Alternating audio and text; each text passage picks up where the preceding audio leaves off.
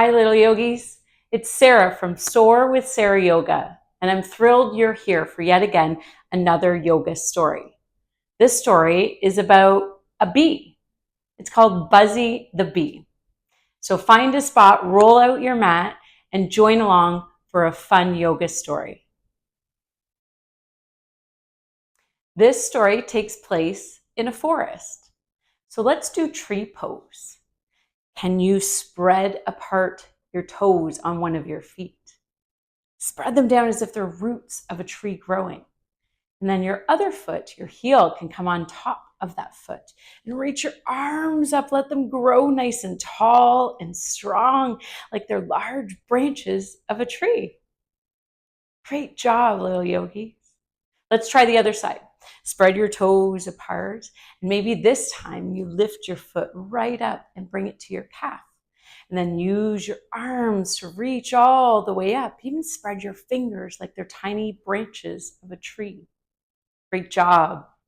Now at the top of one of the trees is where Buzzy Bee lives. He lives in a hive that's at the very top of the tree. Buzzy Bee loves living in the forest. He spends his time doing all kinds of bee-ness. So let's do Buzzy Bee pose first. Come down to your mat. Lay on your tummy. Kiss your big toes to touch. And then stretch out your arms like wings.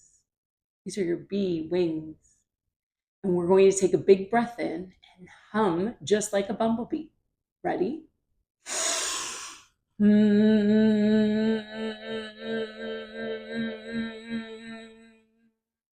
Great job, little yogis. Feet at the back are like our little stinger. Now, Buzzy Bee loves flying around in the forest, doing all of his bee-ness stuff. So he loves flowers, as we see bees really do love flowers. But what are they doing there? What do they do, and why are they searching for flowers all the time? Well, there's two things the bumblebee gets out of the flower. The first thing is nectar. That's a sweet liquid that they suck up and turn into honey. And the second thing that's a bee-ness job is when they land on the flowers, their bums get covered in a powder called pollen. See if you can balance on your bum and wiggle your bum like you're a bumblebee covering in pollen. And the bees take this pollen from flower to flower to flower, and that's how we get all kinds of fruits and vegetables. That's how plants grow. So Buzzy Bee loves doing all of his bee-ness. And he was flying one day when his friend Bear came along. Let's do bear pose. Tuck your toe prints, lift your knees, and then see if you can lift one side of your body and the other side of your body. See if you can walk all the way up your mat. Now, Bee loves to catch fish. Stretch your arm way up like it's a claw. Keep your knees lifted off the ground still. See if you can catch a fish with that claw. Reach it down into the stream. Maybe you eat that fish. Nom, nom. Bear also really loves to eat berries. So let's make a blueberry bush pose.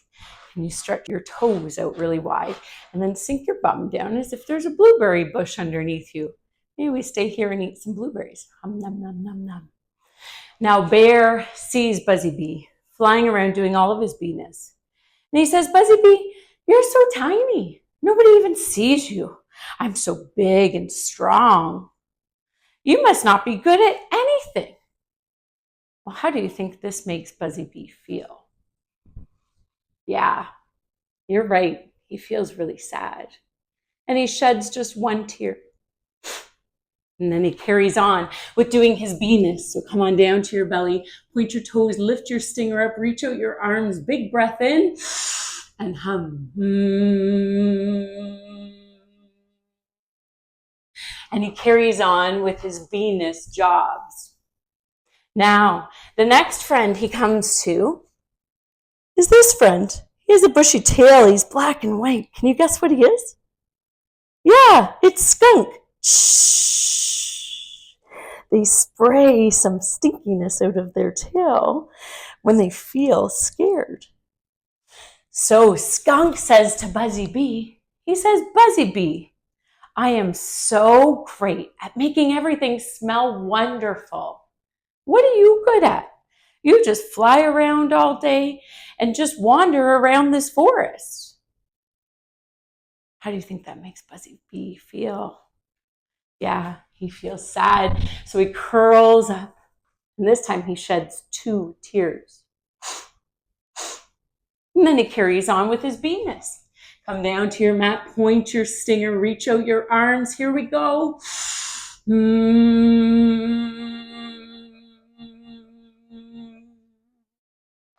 Now the next friend that Buzzy Bee runs into is frog. So can we sit like a frog on our mat and see if your heels can come down to the mat? I point my toes out and I place my hands in between. Frogs are really good at jumping. Everybody take a jumping frog jump.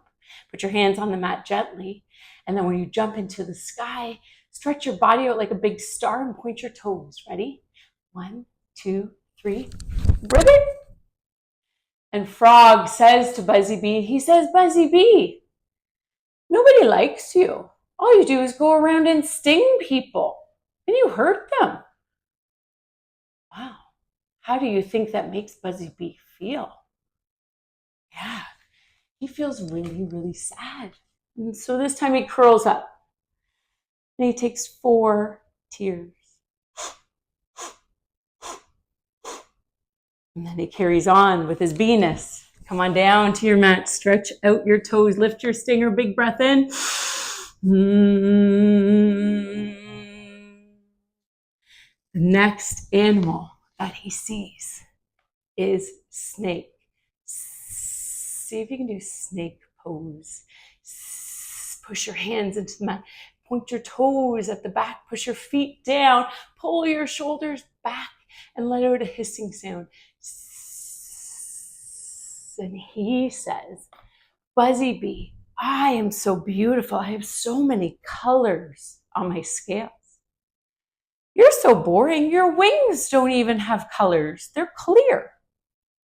I don't think you're very pretty. Well, how do you think that makes Buzzy Bee feel? Really sad. And this time, he curls up into his hive. He flies back there above the tree. And he curls up because he's so sad. And he sits here and he cries 5 tears.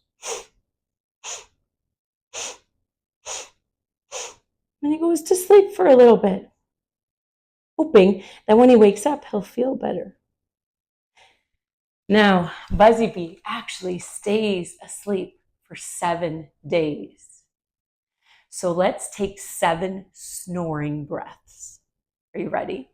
Lay yourself down. Use your arm like a pillow. And this time when we breathe in, we're going to make a snoring sound. And then let it out through your mouth. That's 1. Keep going. That's 2. That's 3. See if you can slow down. There's no rush. That's 4. That's 5. 1 more. 6. 7 snores. Now, while Buzzy Bee is asleep for 7 days, a whole week, something happens outside of his hive in the forest. The animals start to notice that there's no food for them to eat. Bear goes to the river and tries to catch a fish, but there's no fish in the river. And then he goes over to the blueberries, and there's no blueberries for him to eat. Wow. They start to talk, all the animals, skunk, frog, snake, and bear. And they say, I haven't seen Buzzy Bee in a while. Maybe he knows something about this. So they all make their way to Buzzy Bee's tree, and they knock on his tree trunk. Buzzy Bee, who is fast asleep in his hive, hears the knock. And he wakes himself up with a big yawn. Push yourself up, take a big yawn. Oh, and then we take a little yogi stretch this way. Stretch out your wings. Ah, and a yogi stretch the other way.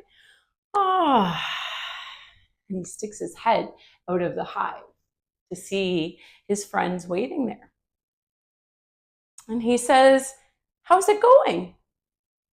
Wow. They explain to him that there's no more food for them to eat. There's no more strawberries. There's no more cucumbers. There's no more pumpkins. There's no more apples, plums, pears. There's nothing left for them to eat, including no more fish and blueberries. Buzzy Bee says, I think I might know what's happened. You see, when I fly around and wander around the forest, I'm actually looking for flowers. And I like to take the nectar from the flower and turn that into honey. But I also do another job. I spread pollen.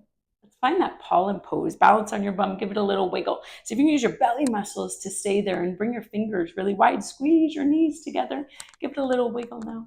Great job. He explains that he has a really important job. He's a pollinator. And he helps plants make more plants, help make more fruit and vegetables.